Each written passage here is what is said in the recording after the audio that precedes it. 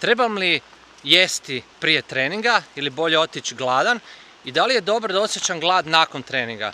Najčešća su pitanja koje dobivam od početnika i onih iskusnih koji žele malo više znati o svojem treningu. Po pravilu nema jedinstvenog odgovora.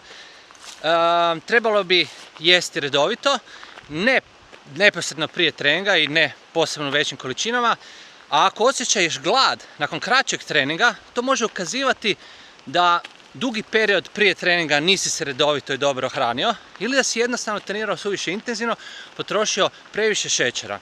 Smanji malo intenzitet treninga ili ako imaš intenzivniji trening, jedi pažljivo i redovito do tog treninga, ponesi malo i ugljikohidrata na trening. No, za duge treninge, kao što recimo duga trčanja koje se dešavaju u nižim intenzivnim zonama, ja u pravilu ne jedem prije, svu energiju, barem 60% te energije, dobijem iz uskladištenih izvora masti koje imam i to sve lijepo funkcionira dokle god je čovjek zdrav.